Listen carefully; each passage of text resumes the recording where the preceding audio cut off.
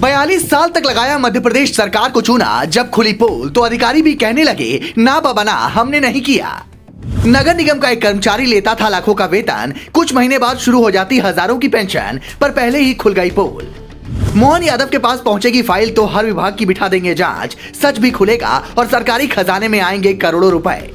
जिस ग्वालियर जिले में मोहन यादव ने एक अय्याश ऑफिसर पर तगड़ा एक्शन लिया, छात्राओं को नौकरी देने के बदले रात गुजारने की बात करने वाले अधिकारी संजीव कुमार तंतुआ को तुरंत जेल भिजवाया, उसी ग्वालियर से एक और हैरान करने वाली खबर सामने आई है, जहां नगर निगम के कर्मचारी ने 41 साल तक सरकार को चूना लगाया और किसी भी अधिकारी के पकड़ में नहीं आया।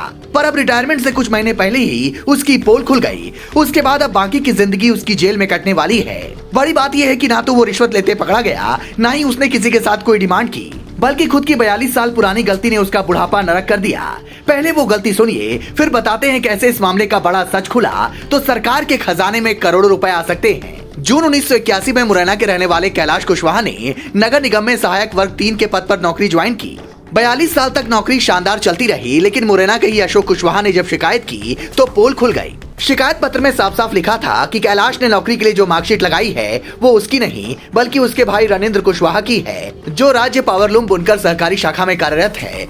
जब निगम के अधिकारियों ने जांच की, मार्कशीट का रिकॉर्ड खंगाला तो बात बिल्कुल सच निकली, जिसके बाद तुरंत प्रभाव से कैलाश को नौकरी से बर्खास्त कर दिया गया। अब बाकी की जिंदगी जेल में गुजरने वाली है। हालांकि 42 साल की नौकरी की बात सामने आने के बाद सवाल ये उठ रहे हैं कि क्या आपसी साठगांठ से कैलाश ने 18 साल की कम उम्र में नौकरी हासिल कर ली? कोई भी सरकारी नौकरी 18 साल से कम उम्र में लगती नहीं, तो इसका अलग मुकदमा कैलाश के खिलाफ चल सकता है। ऐसे में एक नियम ये भी है कि जितना भी वेतन आपने पूरी नौकरी के दौरान लिया है उसे ब्याज समेत सरकार को वापस करना होगा। अगर 42 साल की सर्विस का पैसा जोड़ें तो लाखों करोड़ों रुपए की रकम होती है, नहीं लौटाने पर सजा बढ़ती है।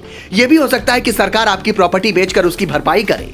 अब अगर मध्य प्रदेश सरकार ने रिकवरी वाली ये पॉलिसी अपना ली तो सोचिए उसके खजाने में कितना रुपया आ जाएगा। कई भर्तियों में ऐसा देखने को मिलता है कि सही जांच ना होने की वजह से गलत दस्तावेज देकर लोग भर्ती हो जाते हैं, पर बाद में उनकी पोल खुलती है तो नौकरी भी नहीं बचती और सजा भी भुगतनी पड़ती है। यूपी, बिहार समेत कई राज्यों से ऐसे मामले खूब सामने आते हैं। बिहार में तो कई मामलों में नौकरी से बर्खास्त किए जाने के बाद ब्याज समेत कर्मचारियों को पूरा वेतन वापस करना पड़ा है, क्योंकि सुप्रीम कोर्ट ने एक बात साफ कर दी है कि अगर आप 20 साल की सेवा दे लेते हैं और उसके बाद भी आपके खिलाफ कोई मुकदमा होता है और जांच में आरोप सही पाए जाते हैं कि आपने फर्जी कागजों के आधार पर नौकरी पाई है, तो फिर नौकरी नहीं बचेगी।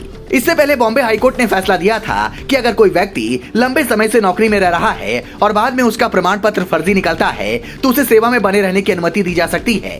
लेकिन सुप्रीम कोर्ट ने 7 साल पहले ये फैसला पलट दिया था, जिसके बाद ये साफ हो गया कि अगर आपके आसपास किसी ने सरकार को धोखा देने का काम किया है तो आप उसके खिलाफ शिकायत दर्ज करवाइए, कार्रवाई जरूर होगी। संबंधित विभाग के बड़े अधिकारी के पास जाकर आप शिकायत दर्ज करवा सकते हैं। Bureau report, global Bharat TV.